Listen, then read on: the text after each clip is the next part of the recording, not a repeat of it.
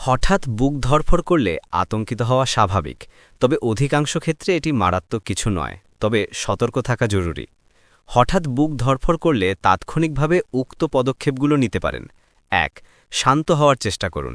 অনেক সময় দুশ্চিন্তা বা উত্তেজনার কারণে বুক ধড়ফড় করে, তাই প্রথমেই ভয় না পেয়ে শান্ত হন, কারণ আপনি যত বেশি আতঙ্কিত হবেন হৃৎস্পন্দন তত বাড়বে।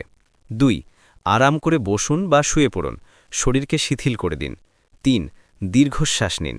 নাক দিয়ে গভীরভাবে শ্বাস নিন এবং মুখ দিয়ে ধীরে ধীরে ছাড়ুন। এভাবে কয়েকবার করলে হৃৎস্পন্দন স্বাভাবিক হতে শুরু করে। ৪. পানি পান করুন। শরীরে পানির অভাব বা ডিহাইড্রেশনের কারণেও বুক ধড়ফড় করতে পারে। ১ গ্লাস ঠান্ডা পানি ধীরে ধীরে পান করুন। ৫. চোখে মুখে ঠান্ডা পানির ঝাপটা দিন।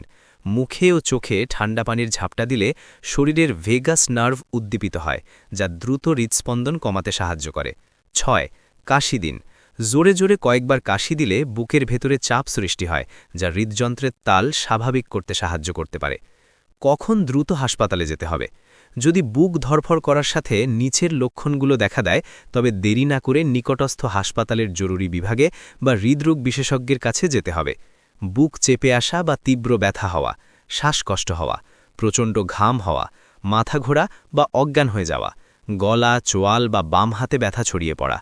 বুক ধড়ফড় করার কিছু সাধারণ কারণ: অতিরিক্ত দুশ্চিন্তা বা মানসিক চাপ, অতিরিক্ত চা, কফি বা ক্যাফেইন জাতীয় পানীয় গ্রহণ, ধূমপান বা মদ্যপান, রক্তাল্পতা বা থাইরয়েডের সমস্যা, জ্বর বা শরীরের ক্লান্তি, হৃদরোগ যেমন অ্যারিদমিয়া বা হার্টের ভালভের সমস্যা।